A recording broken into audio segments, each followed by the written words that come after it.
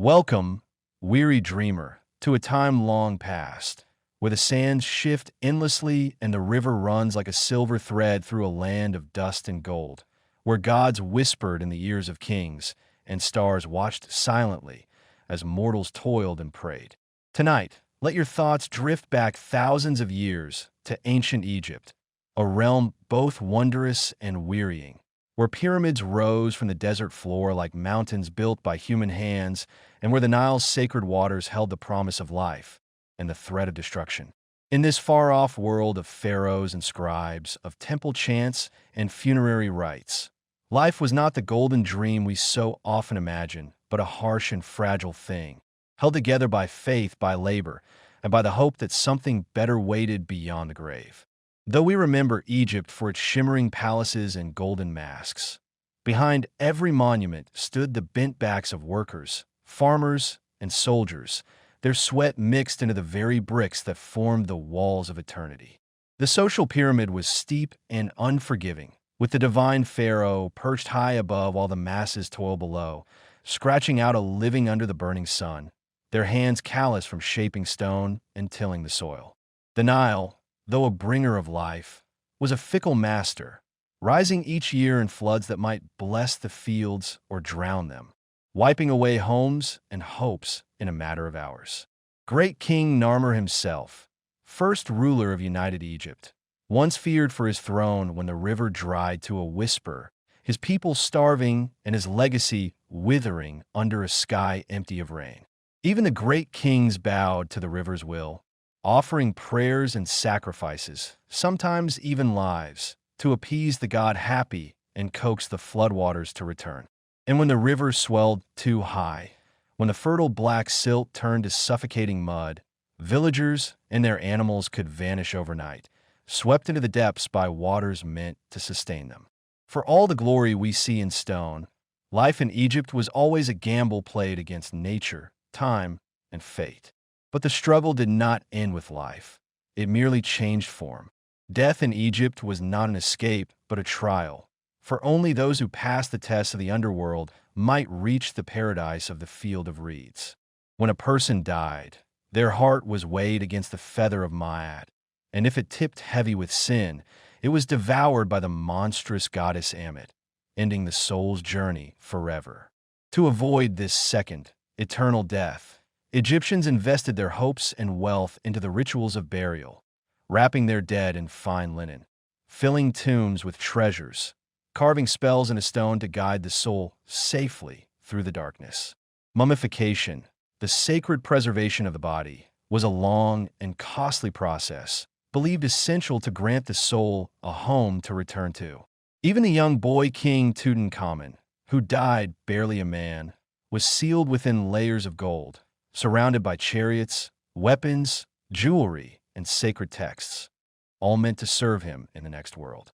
But even tombs were not safe, and many were plundered by desperate hands seeking riches in a life of poverty. Robbers tunneled into sacred chambers, burned coffins for firewood, stripped corpses of amulets and gold, scattering bones that had once hoped for eternal peace. Punishment was brutal, slow death, impalement, or worse, but hunger is a crueler god than Osiris. Even mighty Ramses II, once buried in solemn glory, was found centuries later desecrated and discarded, his jewel eyes pried from his skull by thieves who feared neither man nor God. Yet still, the Egyptians believed, still they built, still they prayed. Life was short, but the afterlife was forever, if one could earn it. And in this land of kings and commoners, where life was a battlefield and death was a voyage, war itself was a constant companion. Thutmose III, Egypt's greatest warrior pharaoh, led 17 campaigns across the desert and into foreign lands, driving his weary soldiers through blazing heat, across arid plains, and into the jaws of enemy spears. At Megiddo, he faced a coalition of enemies behind the cliffs of Mount Carmel and chose the narrow, dangerous pass to reach them. It was a bold gamble, and the pass ran red with blood, but Thutmose pressed on. His chariots thundered across the plain, and though the battle was fierce, he triumphed, capturing horses, prisoners, and the glory of kingship. Yet even his victories could not shield his men from thirst, hunger, and exhaustion. The siege dragged on, and the cost of empire weighed heavily upon those who paid for it not in gold, but in their lives. Through all this, the floods and the famines, the wars and the tombs, the grief and the glory, the spirit of Egypt endured, written into stone, carved into memory, and sealed within sarcophagi that still whisper their secrets to us beneath the desert sands. And so, as your eyes grow heavy and your thoughts float gently down the Nile, know this. The people of ancient Egypt lived not in the golden stillness we see in museums, but in a world of blazing sun and endless labor, of sacred hopes and fragile lives. And yet, from this world, they built eternity.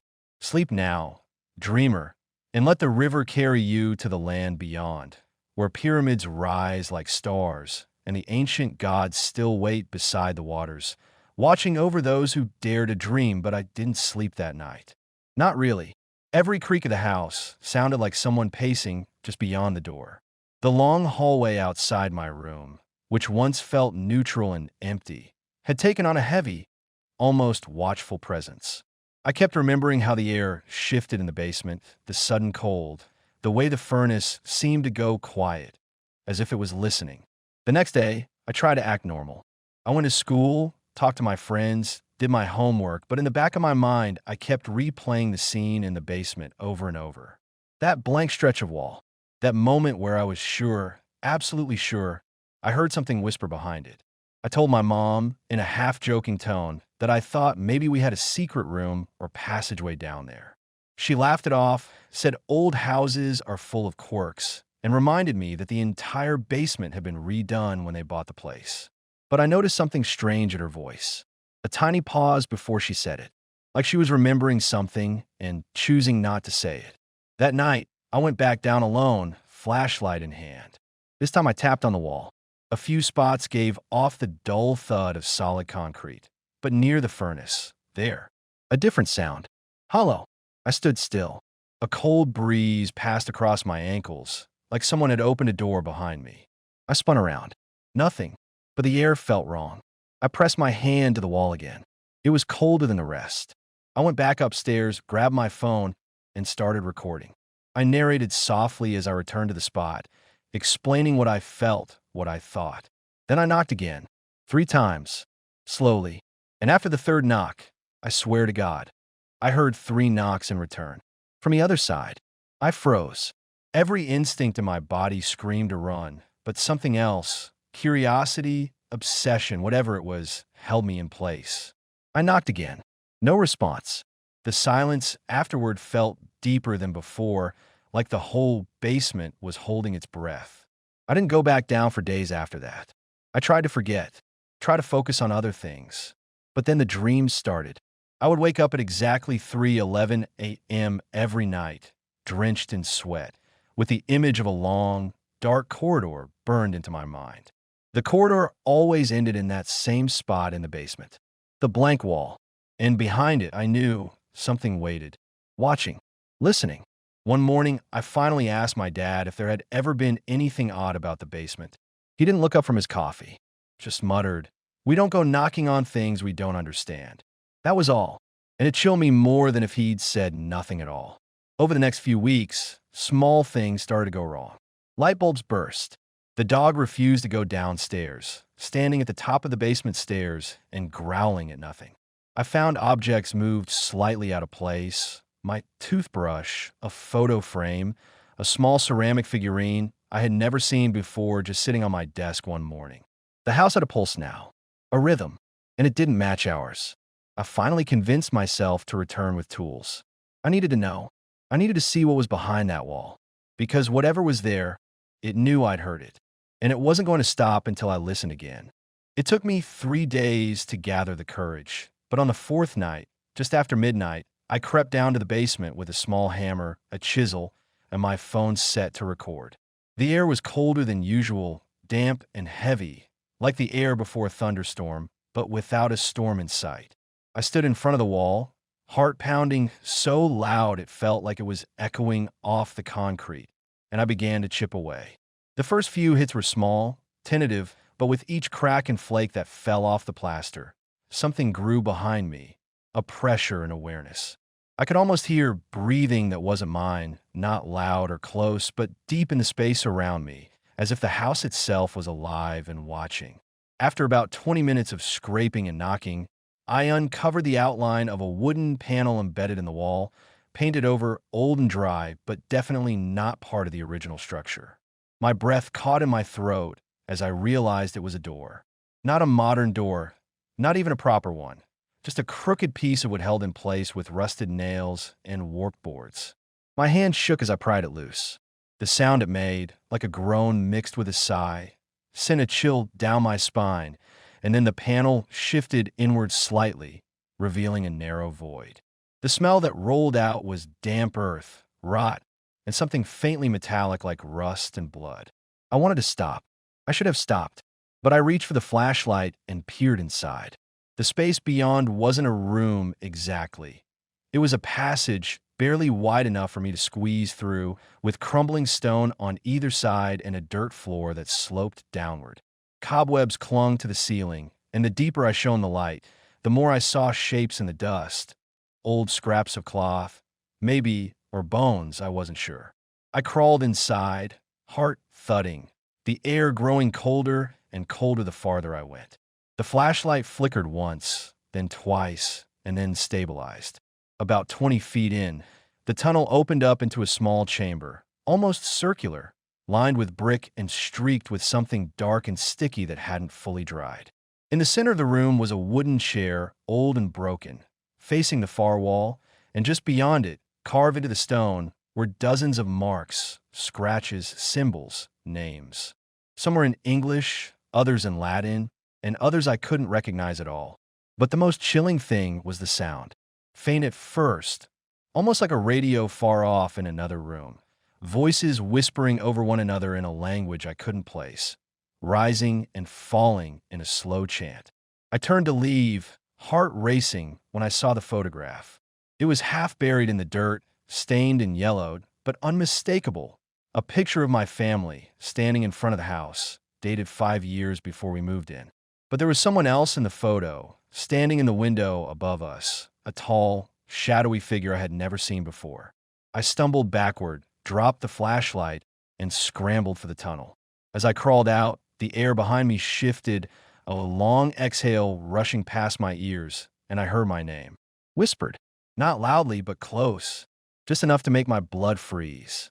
When I emerged into the basement, the door slammed shut behind me with such force that the walls shook. I didn't tell anyone. I couldn't. But from that moment on, I wasn't alone in the house. Shadows lingered longer in corners. The whispers followed me even when I was outside.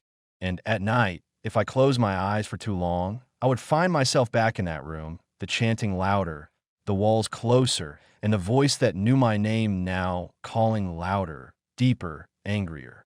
Something had been waiting behind that wall for a long time, and by opening the door, I had set it free.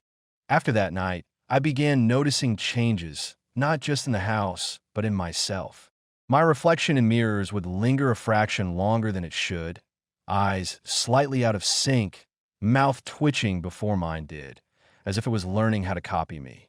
I stopped sleeping more than an hour or two at a time, not because I wasn't tired, but because every time I drifted off, I found myself back in that underground chamber. Only now the figure in the shadows was clearer, closer, its eyes glowing faintly like embers under wet ash. During the day, I would hear footsteps upstairs when I knew I was alone, soft thuds pacing slowly from one end of the hall to the other, stopping whenever I looked up. My phone would ring at odd hours, always a blocked number, always silence on the other end, except once when I heard a deep, shuddering breath, followed by my own voice whispering, "You brought it back." I tried to research the house, the previous owners, the history of the land, but so much had been wiped or redacted. I contacted the realtor who sold us the place, but his office number was disconnected, and his name had been scrubbed from the agency's website like he never existed.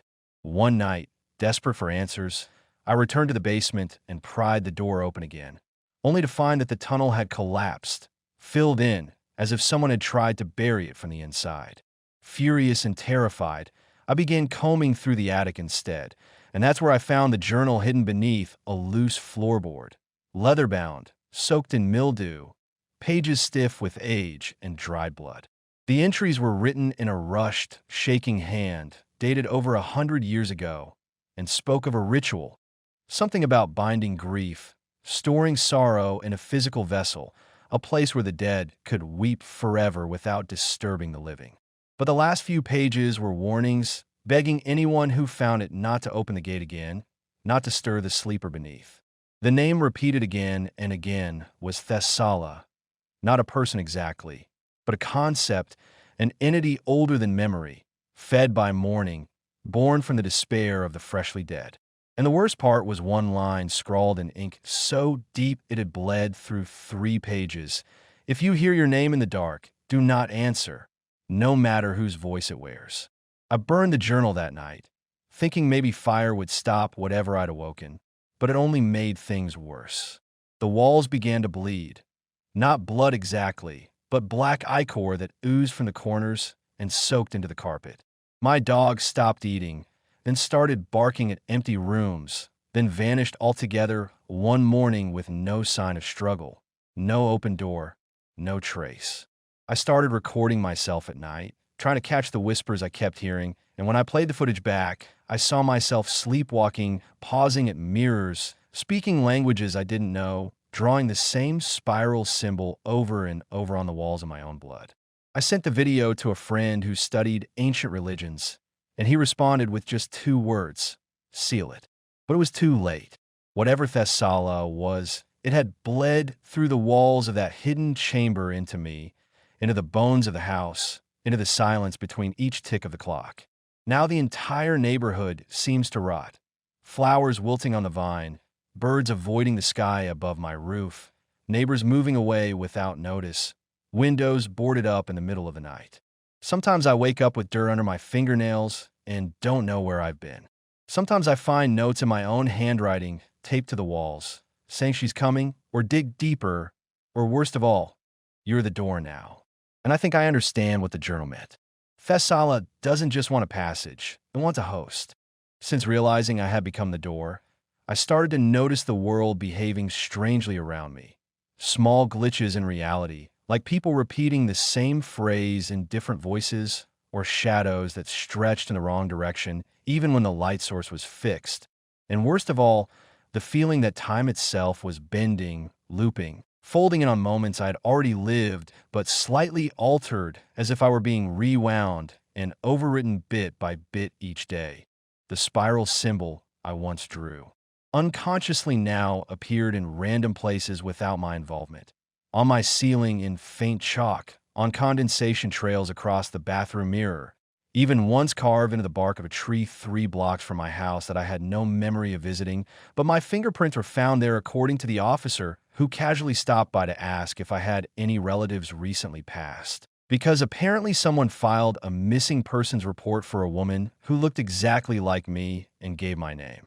But 20 years older, and the whispers grew bolder, more articulate, more personal, mimicking voices I loved. My mother's lullabies, my father's laugh, a friend who died in high school. All used to lure me into answering, to bait me into believing they were real, but I knew better than to speak back, because each time I almost did, the lights would flicker and the air would thicken like drowning in fog. And something would move just at the edge of visibility, clawing across the floor or pressing against the glass like a child tried to get in. Sleep became dangerous, so I stopped entirely, surviving on caffeine and whatever adrenaline came from constant terror. But even when I was awake, the dreams came. Not dreams like stories, but memories that weren't mine, visions of ancient stone halls filled with mourning faces, of candles flickering in underground temples where people wailed in vessels shaped like open mouths, where sorrow was harvested like fruit and fed to an altar that pulsed, like living skin. And somewhere in that place was Thessala.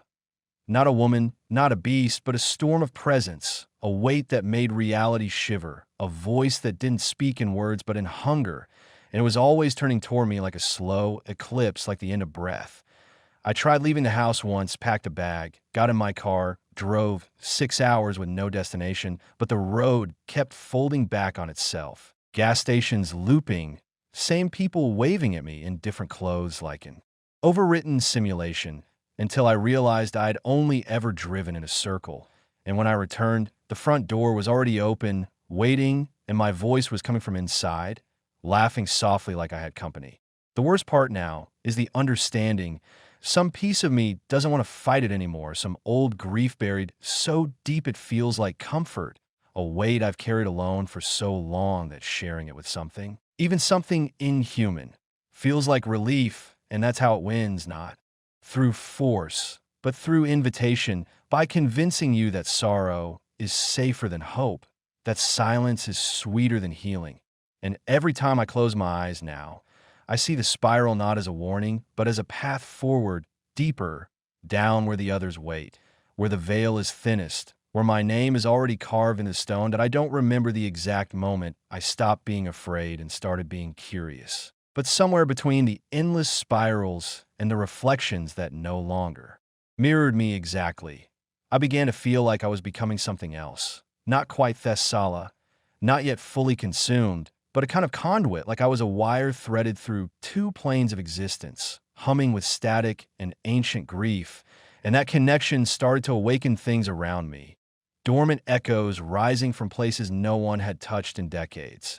In the attic, the dust formed patterns of weeping faces when stirred. In the basement, water dripped in a rhythm too precise to be accidental, like a language of slow patience. And in my dreams, or whatever dreams had become, I stood in that vast stone chamber beneath the world, surrounded by watchers with hollow eyes, all facing the center where something massive breathed behind a veil of teeth and robes, speaking in choruses that sounded like my own heartbeat reversed, and they called me the Remember, the Keeper of the Forgotten Morning, the Vessel of the Eighth Gate. Titles that meant nothing until I started to feel the memories of others flowing into me.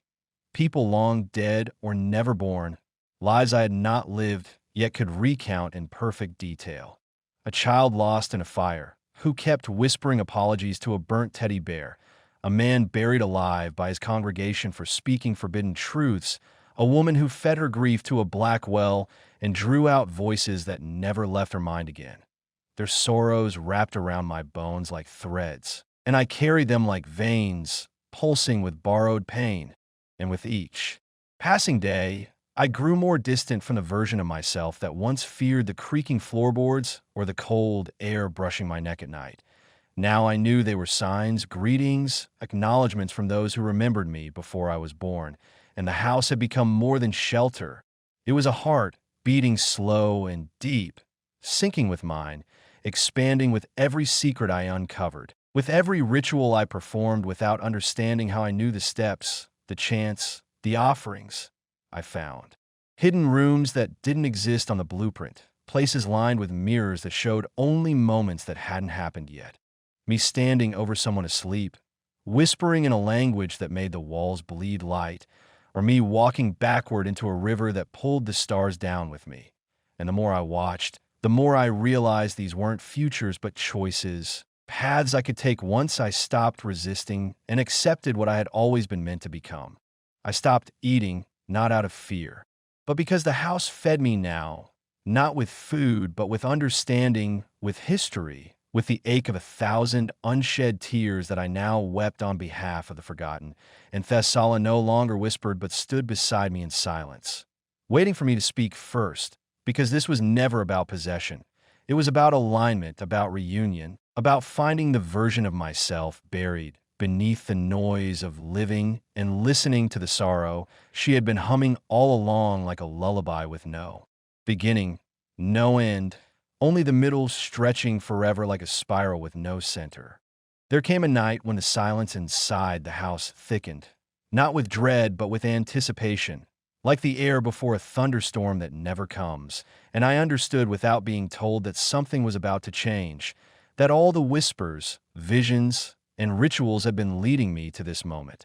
And so I followed the soundless pull down to the cold center of the cellar, past the worn stone steps slick with condensation, past the row of antique, embalming tools laid out like sacred instruments, and into a place I had never seen before yet recognized, as if I had built it with my own hands in another life. A circular room lit by nothing yet somehow illuminated, with walls carved in spirals that pulsed faintly with a breath-like rhythm, and in the center a raised dais covered in velvet-thick dust, and I knew without needing to ask that this was where it had to happen. This was the heart of the heart, the place where the veil was thinnest, and as I stepped onto it, I felt my name unraveling behind me like an old skin, felt my memories folding inward, making room for something older, and the air around me began to vibrate with a frequency I could feel in my teeth, in my spine, like distant thunder cracking open a sealed tomb. And then she appeared, Thessala, not as a shadow or reflection, but as a figure of smoke and bone, tall and robed in robes that rippled like they were made from oil and grief. Her face a shifting collage of every version of me I had forgotten, and she reached out not with a command but with an offering, and I took her hand and felt the flood begin. The memories not just of this house or this land, but of a lineage, a bloodline of vessels and keepers and rememberers who had been touched by the same silence, chosen by the same sorrow, all leading to me, and I saw their endings, some quiet and lonely, some violent and fiery, but all necessary, all sacred, and I felt the grief of them all pour into me like a river breaking its dam, and I did. Not scream, because this was what I was meant to carry, what I had been prepared to hold. And then the walls began to hum louder, and the spirals on the stone started to move, slowly at first, then faster, until they blurred into a spinning galaxy of pain and remembrance, and a doorway opened where there had been only stone, revealing a corridor lined with empty eyes, figures trapped in glass or time or something worse. And I walked forward, not alone, but accompanied by every echo that had ever touched my soul, and the further I moved, the more I understood. This house was not haunted in the way people understood. It was an archive, a sanctuary for grief too immense to exist in the living world, a library of loss, and I had become its librarian, its keeper, its anchor, and in that role I no longer feared the voices or the darkness or even the end of myself, because I saw now that identity was only a mask we wear to survive the chaos. And I had removed mine, and beneath it was not emptiness but purpose, not madness but clarity. And as I reached the final chamber, where a mirror taller than the sky reflected not my face, but all of Thessala's descendants reaching toward me, with eyes full of relief, I placed my hand against the glass and whispered the name I had not dared to speak until now. And the mirror cracked, not broken, but opened, and the voices rushed in like wine through a long-closed crypt, singing not in horror, but in welcome, and I stepped through that on the other side of the mirror. The world did not resemble the crumbling funeral home I had left behind, but rather a landscape suspended between memory and dream. A place where architecture was dictated by emotion and history bled into the sky like bruises beneath translucent skin, and I understood that this was the realm of the remembered, not a limbo or afterlife, but a sanctuary where the echoes of the grieving dead resided, not as ghosts, but as impressions, unfinished stories seeking a vessel through which they might complete their final sentence. And as I walked through the shifting corridors of this dream realm, I felt them brush against me like cold leaves on a winter path, each one eager, aching, tethered to moments of betrayal or tenderness or silence that had never found resolution. And I realized that Thessala had not given me power, but obligation. That my new role was to carry these fragments back across the veil and deliver them to the living in the only way grief can be understood. Through story, through image, through sudden waves of longing that arrive without warning and vanish before you can name them. And the longer I wandered, the more the architecture began to resemble moments from my own past, my childhood bedroom, the woods behind my school, my grandmother's parlor, all distorted slightly, just enough to remind me that I did not fully belong here, and in that discomfort I met others like me, half-rooted travelers whose eyes glowed faintly with recognition, each burdened with their own tapestry of voices. And we did not speak aloud, but shared memories and flashes, Images projected between our minds like echoes bouncing across a canyon. And in those exchanges, I learned that Thessala had chosen many across generations, but few had endured the full passage, most breaking beneath the weight or becoming lost in the realm's false familiarities, trapped in endless loops of unresolved sorrow. And as I moved deeper, I encountered one, a girl no older than 12, curled in the corner of a forgotten nursery, repeating the same nursery rhyme over and over with bleeding palms and sewn-shut eyes. And I knelt beside her, placed my hand on her shoulder, and whispered a line from a lullaby I barely remembered, one my mother had sung before the illness stole her voice, and the girl shuddered, her stitches unraveling not with blood but with dust. And she looked at me and said, "Thank you," before dissolving into light. And I wept not from sadness, but from the terrifying beauty of release, of finally being seen. And with every step I took after that, the realm responded. Walls straightened, windows opened, and a wind began to stir, as if the place itself was beginning to exhale after centuries of holding its breath. And I knew I had to return, not for escape, but to begin my work, to become the conduit between the stories trapped here and the ears of those who had forgotten how to listen. And when I finally found the mirror again, now whole and pulsing, with a silver glow, I did not hesitate. I stepped through and awoke in the cellar, the dust disturbed, the day is now cold, the air thick with presence, and I understood that I had not been gone for hours but years, that my face had changed, that time had been around me like a river around a rock, and upstairs the house had shifted, expanded, grown rooms it never had, as if responding to my return, and I could hear them already, the voices gathering in the halls, not screaming but speaking, rehearsing their truths, waiting to be told.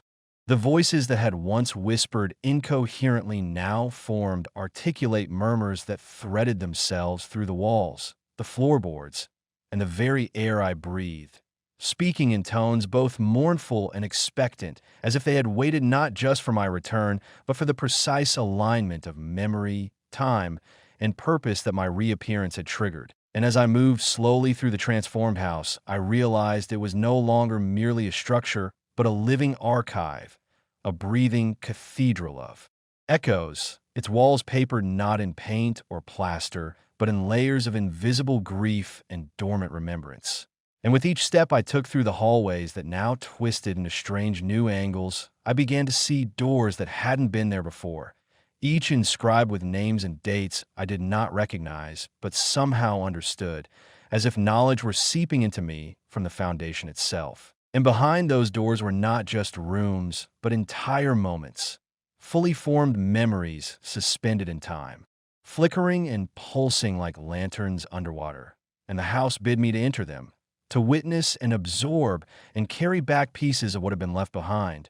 And I obeyed, stepping into a room where a widow sat silently in a chair she had carved for her dead husband, her hands blistered and her eyes hollowed from decades of waiting. And when she looked up at me, I saw not her face but my own mother's, aged and worn in ways I could not explain, and I felt something rupture inside me. Not grief, not fear, but a shattering empathy that left me breathless and humbled. And I knelt, letting the story pass through me like wine through leaves. And when I stepped back into the hallway, the door behind me melted into the wall, its work complete, and another door clicked open in response, as if the house were a vast machine unlocking itself one sorrow at a time. And I knew this was now my purpose, not merely to live in the house, but to navigate it as one would a sacred text, interpreting its passages, releasing its burdens, giving voice to the unspoken and shape to the forgotten. And yet beneath this holy rhythm was something else, something older and darker, a silence too deep to be natural, a force within the house that did not want to be healed but hungered instead for the rod of unresolved pain. And I first felt it when I passed the chapel, now overgrown with ivy that pulsed like veins. Its altar cracked and stained with something that looked like ink but smelled like ash.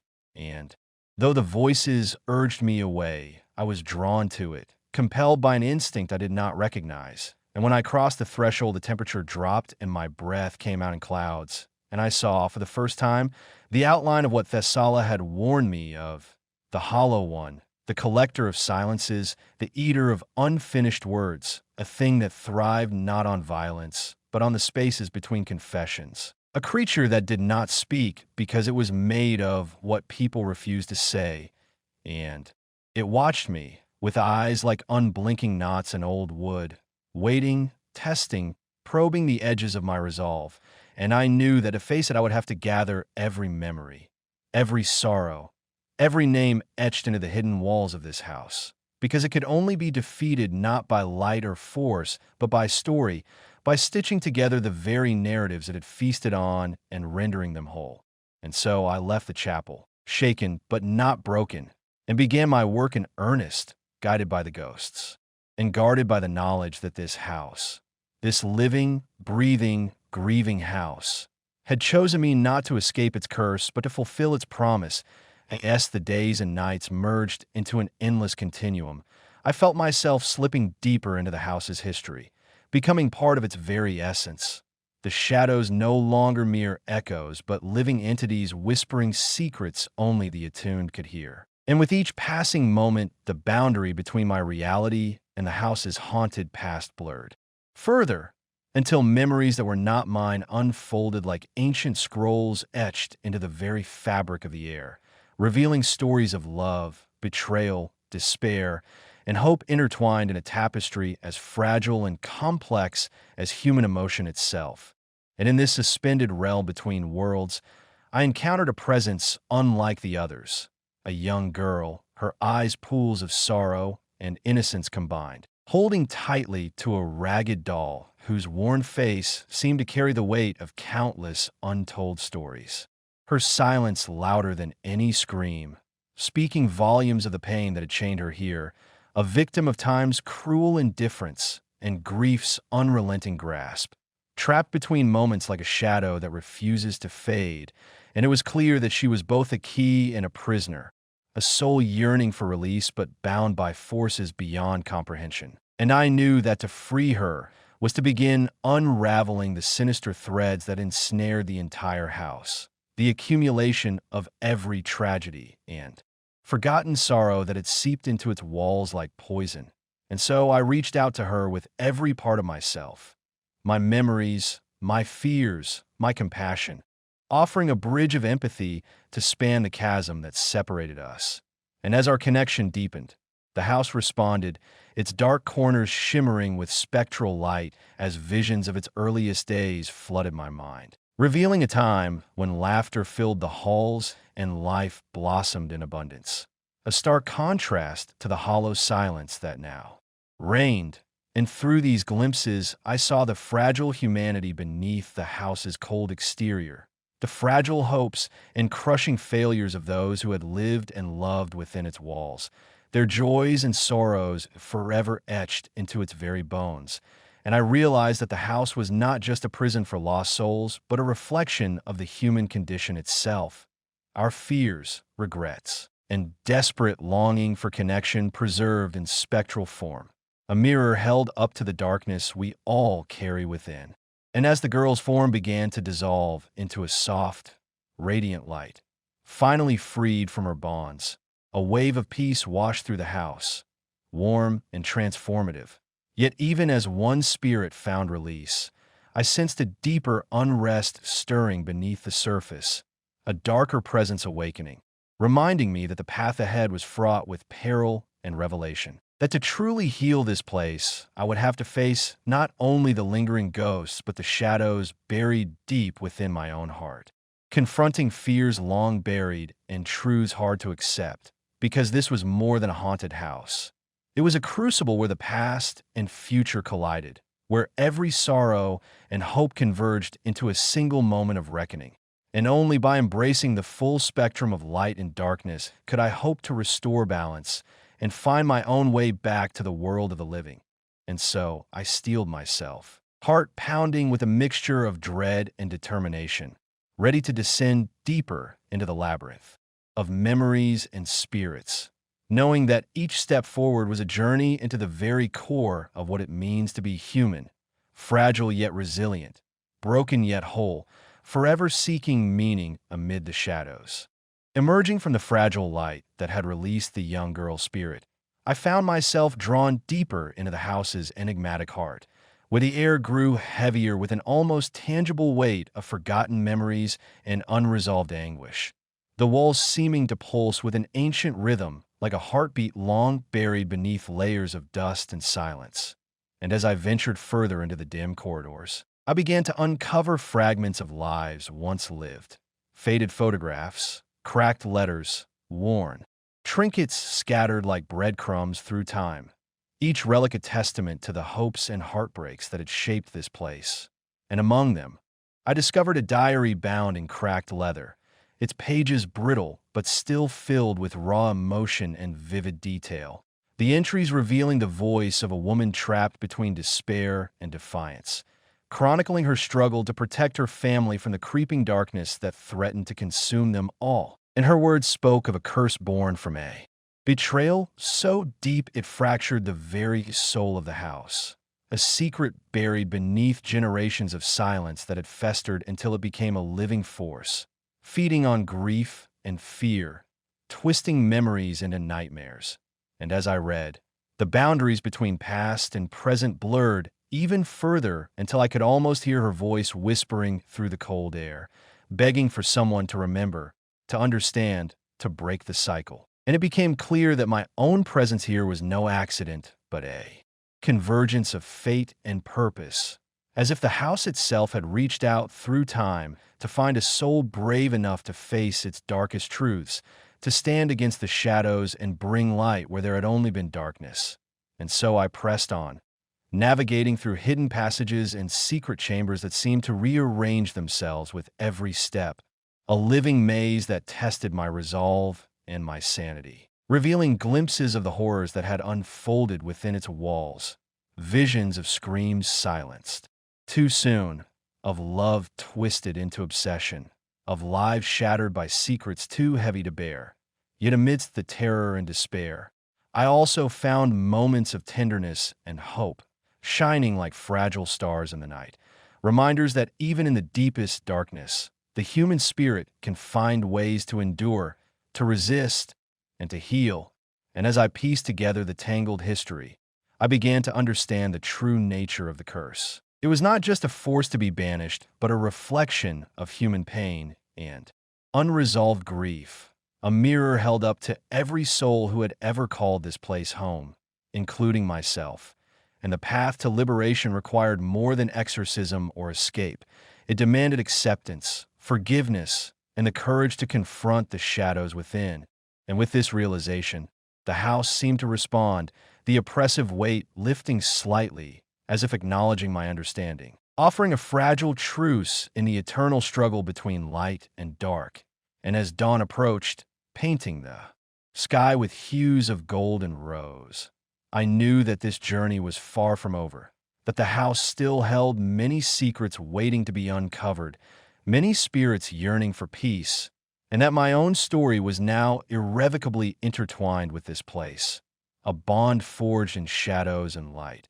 And so I steeled my heart and mind for the trials ahead, ready to face whatever darkness lay beyond, driven by a hope that even the most haunted souls might find their way back to the light through the power of memory, love, and unyielding courage. As the faint glow of dawn began to seep through the grime-coated windows, casting a pale, ghostly light across the dust-choked room, where silence seemed to thicken like a living thing, I found myself rooted to the spot, my senses sharpened by an unseen tension that hung heavy in the stale air. And as I traced my fingers along the cracked plaster walls, feeling the brittle texture beneath my skin, I realized that this house was more than just a vessel of forgotten memories. It was a repository of secrets, each corner whispering fragments of stories that had been buried beneath layers of time and sorrow. And compelled by an irresistible urge to uncover the truth, I pushed aside the remnants of an old curtain, revealing a narrow, spiraling staircase cloaked in shadows, its wooden steps creaking underfoot as I descended into the bowels of the building, where the air grew colder and the darkness thickened until it felt almost tangible, wrapping around me like a shroud. And in the dim light, I noticed symbols etched into the stone walls, arcane markings that pulsed faintly with an otherworldly energy, signs of an ancient ritual, or perhaps a desperate plea for protection against forces that defied comprehension. And further along, I stumbled upon a small chamber where time seemed suspended, filled with relics of a life interrupted. A cracked porcelain doll clutching a faded photograph. A rusted locket engraved with initials now obscured by corrosion. And piles of yellowed letters tied together with frayed ribbons. Their ink faded, but their words still burning with raw emotion, telling a tale of forbidden love and unspeakable sacrifice, of pacts made in the dead of night and promises broken beneath blood-red moons. And as I pored over these fragile testimonies, I felt a growing sense of connection, as if the lives etched into these fragile pages were reaching across the chasm of years to guide me, to warn me of the peril that lurked just beyond understanding. And in that instant, the temperature plummeted, my breath billowing out in misty clouds as a sudden draft whispered through the chamber, carrying with it a faint melody, a mournful song sung by voices long silenced, weaving through the air like a dirge that spoke of loss and longing. And just as my heart began to race with a mixture of dread and fascination, the ground beneath me trembled ever so slightly, a subtle but unmistakable reminder that the boundary between the living and the dead here was perilously thin, and that whatever ancient force had been awakened by my intrusion was now stirring from its slumber, gathering strength in the shadows, waiting for the moment to reveal itself fully. And though fear gnawed at the edges of my mind, I knew retreat was no longer an option, for I had come too far, and the truth demanded to be faced, not just for my own sake, but for those trapped in this purgatory of pain and regret. And so, steeling myself against the encroaching darkness, I pressed onward deeper into the labyrinth, every step an echo of defiance against the creeping despair, every breath a vow to uncover the secrets buried in the silent heart of the house, until at last I reached a chamber that seemed to pulse with a life of its own, where shadows writhed like living things, and the air was thick with the scent of earth and decay. And in that place, I knew the final confrontation awaited, a reckoning that would demand everything I had: courage, wisdom, and a willingness to embrace the unknown. Because only by confronting the darkness within and without could I hope to free the souls bound here and finally bring light to the shadows that had claimed this place for so long. The heavy air of that chamber pressed down on me like a living weight. The flickering shadows cast by the single, sputtering candle on the ancient altar dancing eerily across the jagged walls, as if alive with restless spirits yearning for release. And with each heartbeat, the sense of inevitability grew stronger, an unspoken summons drawing me toward the center where relics of a forgotten era lay scattered. Cracked chalices encrusted with dried crimson stains, tattered parchments inscribed with indecipherable runes, and a solitary, weathered book bound in cracked leather that seemed to hum with an energy older than time itself, compelling me to reach out and open it despite the gnawing fear clawing at the edges of my resolve. And as the brittle pages parted beneath my trembling fingers, I was consumed by visions, fleeting images of faces twisted in anguish, of whispers carried on winds thick with sorrow, of shadowy figures dancing beneath blood moons in rites meant to bind and protect, yet ultimately doomed to unravel into despair. And the story unfolded before me in fragments, a tale of a family cursed by their own desperation, their attempt to harness dark forces to save what they loved most, only to have their souls trapped in a liminal space between worlds, neither alive nor dead, caught in eternal torment. And I realized then that my arrival was no accident, but a fulfillment of a destiny entwined with theirs, a chance to break the cycle through acts of courage and compassion that transcended mortal fear. And the knowledge settled deep within me, like a flame refusing to be extinguished, burning away doubt and beckoning me onward, urging me to uncover the lost ritual needed to sever the chains binding these restless spirits, to cleanse the house of its spectral burden and restore peace, not only to the trapped souls, but to myself as well, for in freeing them, I too might find redemption from the shadows that had haunted my own past, shadows that now seemed intertwined with the darkness enveloping this place. And with renewed purpose, I began to piece together clues hidden in the archaic text and the cryptic symbols adorning the walls, discovering that the ritual required not just words, but a communion of elements: fire to purify, water to cleanse, earth to ground, and air to carry away the remnants of despair. And though gathering these components seemed simple in theory, each step was fraught with danger, for the house itself seemed to resist, manifesting unnatural cold and sudden tremors that threatened to swallow me whole, and voices, faint at first but growing louder, echoing through the corridors, pleading, warning, sometimes screaming in agony, pushing me to the brink of surrender.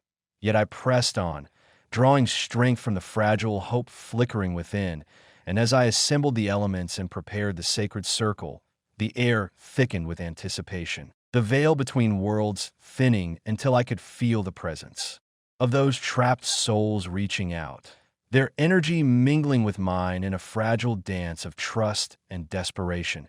And as the final incantation left my lips, a blinding light erupted, flooding the chamber and shattering the shadows in a brilliant cascade that seemed to cleanse the very fabric of the house, releasing a chorus of sighs, some mournful, some relieved, that echoed into silence.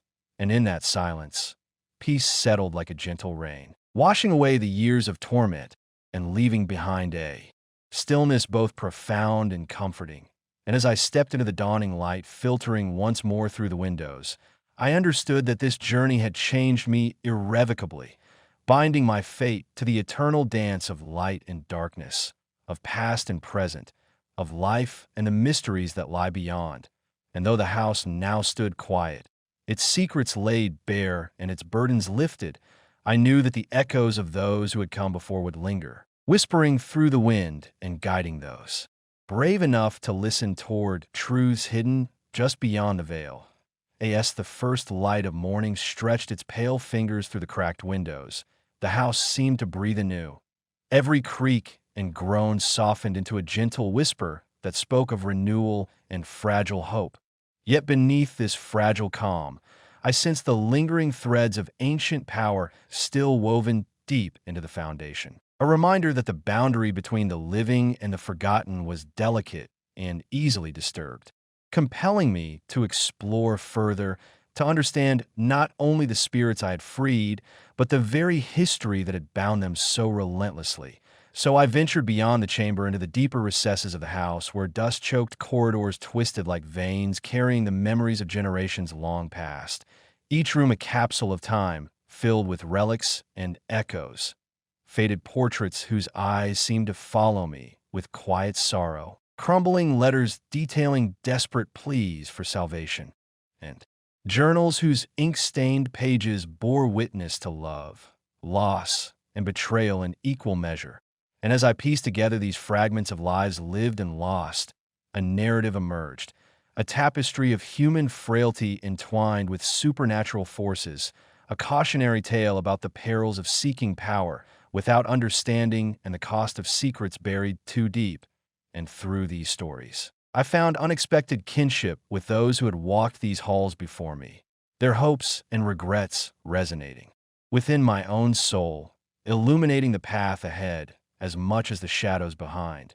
And driven by this connection, I began to consider the larger implications of my journey, not just for this house or its spectral inhabitants, but for the unseen worlds that brush against our own every moment, worlds where forgotten souls linger, waiting for a chance to tell their stories or to find peace. And I realized that my role had transformed from mere observer or reluctant participant into that of a guardian, someone tasked with bridging these realms, with listening to the silent voices and honoring their presence even when fear urged silence. And with this newfound purpose, I set about documenting everything: the rituals, the histories, the whispered legends, creating a map for those who might one day follow, a guide to understanding the delicate balance between the living and the lost, for I knew that darkness never truly disappears but shifts, waits, and sometimes calls to those willing to heed its murmur. And so I committed myself to vigilance, to learning not only the ancient rites of protection and release, but also to cultivating a deep empathy that transcended fear, recognizing that often what haunts us most is not malevolence, but unresolved sorrow and longing. And as days turned to weeks, and weeks to months, the house transformed alongside me. No longer a prison of despair, but a sanctuary of remembrance and healing. Its walls resonating with quiet strength born from acceptance and love. And though the path ahead remained uncertain, I embraced the mystery with open heart, ready to face whatever shadows might rise, knowing that light could always be found in the most unexpected places, even in the darkest corners of forgotten homes. Embracing this newfound purpose, I began to delve deeper into the mysteries that surrounded the house and the ethereal realm it bridged, understanding that my journey was no longer solely about uncovering forgotten histories, but about forging connections between worlds that rarely intersect. And as I learned to listen more intently, the faint whispers grew clearer, revealing stories not only of pain and loss, but also of resilience and transformation, reminding me that even in the shadows, life persists in forms unseen by ordinary eyes. And these revelations sparked a profound curiosity within me to explore the nature of these realms. Were they mere echoes of the past, or did they hold the potential to influence the present and future in ways beyond comprehension, prompting me to research ancient philosophies, spiritual practices, and folklore from cultures across time, piecing together a mosaic of beliefs about the afterlife, spirit guardians, and the delicate fabric that binds the living to those who have passed. And as my understanding expanded, I realized the house itself was a conduit, a living organism that pulsed with energies both ancient and alive, capable of revealing truths to those willing to perceive, yet requiring respect and care to avoid imbalance. And through careful meditation and rituals adapted from the knowledge I gathered, I sought to harmonize these energies, nurturing a sanctuary where spirits could find solace and where the living could gain insight without fear, transforming the house into a beacon for those lost in their own internal darkness, a place where healing transcended physical boundaries. And as word spread quietly among those attuned to such things, visitors arrived, some driven by curiosity, others by desperation, each bringing their own burdens and seeking answers or peace.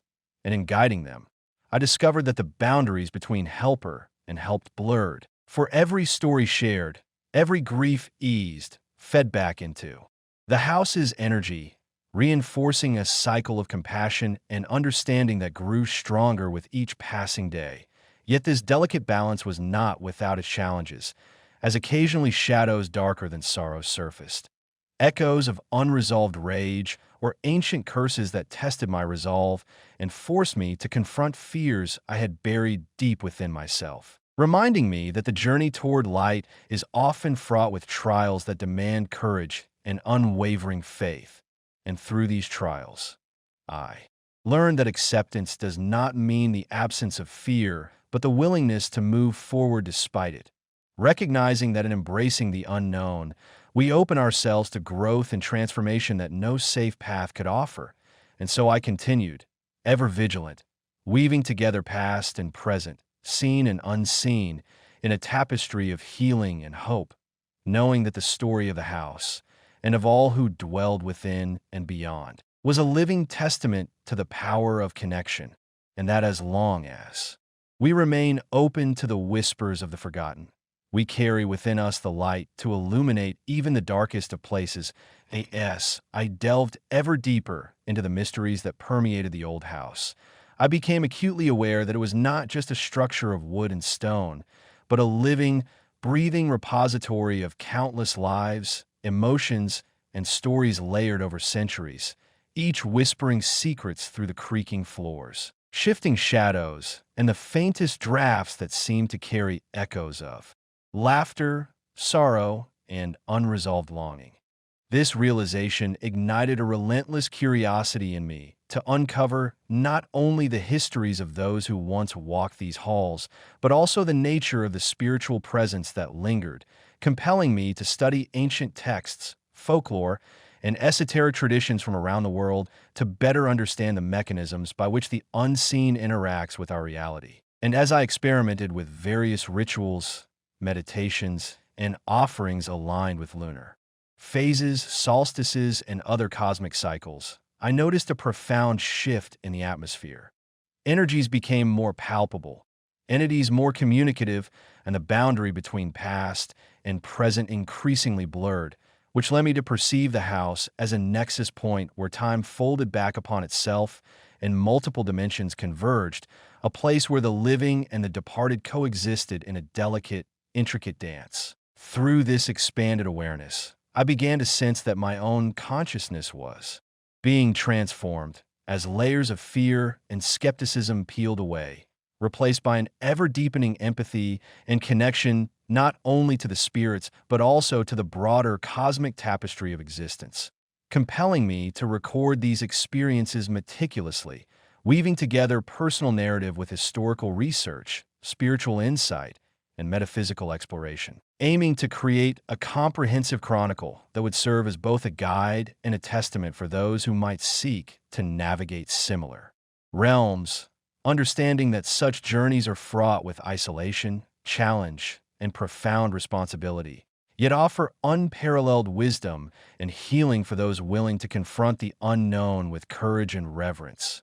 And in doing so, I recognized that the house itself was a mirror reflecting the cyclical nature of life and death, memory and forgetting, presence and absence, and that by honoring this interplay, we open ourselves to a deeper truth about the continuity of the soul and the interwoven destiny of all beings across time and space, which ultimately inspired me to expand this work beyond the confines of the house, exploring how such spiritual intersections manifest in other places, cultures, and personal histories, revealing a universal pattern of connection and transformation that challenges our conventional understanding of reality and invites us to embrace a more holistic, compassionate perspective on existence. And through this ongoing process, I came to understand that the true power lies not in controlling these forces, but in surrendering to their flow,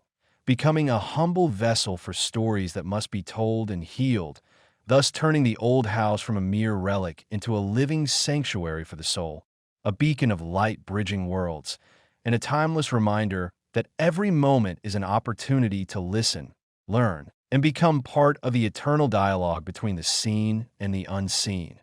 Building upon the profound revelations that emerged from my immersion in the ancient house's mysteries, I found myself increasingly drawn to exploring the ways in which human consciousness interacts with environments steeped in history and memory, realizing that such places act as catalysts for awakening latent psychic abilities and deeper spiritual awareness.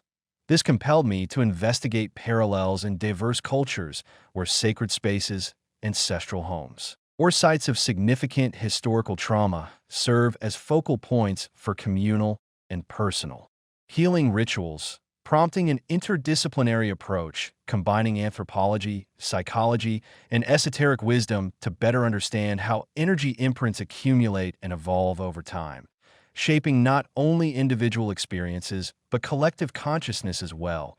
And as I gathered account from shamans, mystics, and historians, it became clear that the phenomenon I encountered was not isolated but part of a broader human experience of encountering liminal spaces where the veil between worlds thins, offering glimpses into other dimensions and the potential for profound transformation. This understanding led me to develop methods for consciously engaging with these spaces through meditation, sound healing, and mindful movement, techniques aimed at harmonizing one's energy with the environment's subtle frequencies to facilitate communication, release trapped energies, and restore balance. And as I refined these practices through personal experimentation and collaboration with spiritual practitioners, I observed remarkable shifts not only in my perception, but in my emotional resilience, creativity, and sense of interconnectedness with all life, inspiring me to share these insights through workshops, writings, and immersive experiences designed to empower others to safely navigate their own encounters with the unknown, fostering a community bound by curiosity, respect, and shared growth. Simultaneously, I delved into the psychological dimensions of these phenomena, exploring how memories, traumas, and ancestral lineage influence the way individuals perceive and interact with spiritual presences, acknowledging that healing in these realms often requires integrating shadow aspects of the self and embracing vulnerability as a path to wholeness. And in doing so, I came to appreciate the house not only as a place of haunted echoes, but as a profound teacher revealing the complexity of human existence and the transformative power of facing our deepest fears and wounds, which ultimately pointed toward a more expansive vision of reality. One where time is nonlinear, consciousness is multifaceted, and the boundaries between life, death, and rebirth are fluid, inviting us to continually expand our understanding and embrace the mysteries that lie beyond the surface of everyday experience, thus turning the journey into an ever-unfolding pilgrimage toward wisdom, compassion, and unity with the unseen forces that shape our world and ourselves. As I reached the culmination of this extraordinary journey, the layers of understanding I had uncovered began to coalesce into a profound realization that the boundaries separating past, present, and future, self and other, physical and spiritual realms are not fixed, but rather permeable and dynamic, urging a continuous reevaluation of what it means to be alive and conscious in a world filled with unseen energies and ancient wisdom. And this epiphany inspired me to embrace a lifelong commitment to exploring these liminal spaces with humility and openness, recognizing that every encounter with the unknown holds the potential for growth, healing, and deeper connection to the vast web of existence. Furthermore, I saw how this awareness could be extended beyond personal experience into collective healing practices that honor ancestral legacies, environmental stewardship, and the cultivation of empathy across cultural divides, thereby fostering a more compassionate and sustainable future where humanity remembers its intrinsic link to the earth and the cosmos. And in this shared endeavor, I found a renewed sense of purpose, one that transcends fear and isolation and embraces the mystery as an invitation to awaken our fullest potential, to live with greater presence, to honor the silent voices woven into the fabric of time, and to create communities that celebrate both the seen and the unseen, the known and the unknowable, thus completing the circle of my journey not as an end, but as a doorway to endless exploration, where every step forward is a dance with the infinite, and every breath a testament to the enduring power of wonder and transformation.